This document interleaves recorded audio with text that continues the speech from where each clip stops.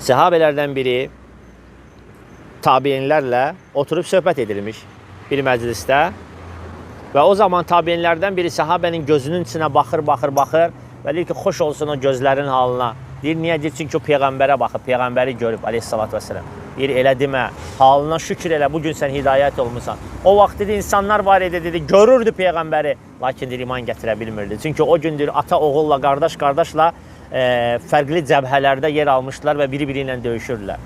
O vaxt neçə insanlar vardı, baxırdı, lakin iman gətirə bilmirdi. Sən, yəni, o məna bir sən layiq olsaydın, orada olardın. Bir dəfə bizim dostlarımızdan da biri dedi ki, kaş gedir Peyğəmbərin devrində olardıq. Dedim, yox. Əlhəmdülillah ki, biz Peyğəmbərin devrində olmamışıq. Orada olsaydıq, Allah bilir, münafiq, yəni müşrik olardıq. Çünki bizim işimiz deyilik. Belə bir maraqlı rivayət də var. Bizim Azərbaycanlı qardaşlardan biri yuxusunda görüb ki, əstəğfurullah, bir dəfə deyib ki, o da belə, kaş ki, mən Peyğəmbər sallallahu aleyhi ve sellemin yanında olardım, onun səhabəsi olardım. Qardaşlar deyib ki, elə demə, o ağır bir imtihan idi, o bizim işimiz deyil idi, bizim başımız üçün deyil idi, təbiri icazəlidirsə. Deyir, yox, mən olsaydım Peyğəmbərin yanında olardım.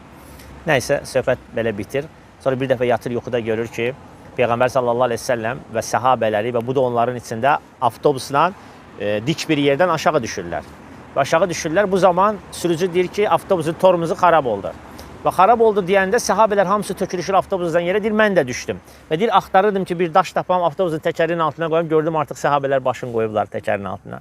Və deyir, ayrıldım, dedim ki, əlhəmdülillah, yaxşı ki, mən orada olmamışam və həmçində Allaha tövbə edir, istiğfar edir o sözlərinə görə. İndi bəli, həqiqətən də elə idi, yəni o gün olmaq çox çətin idi.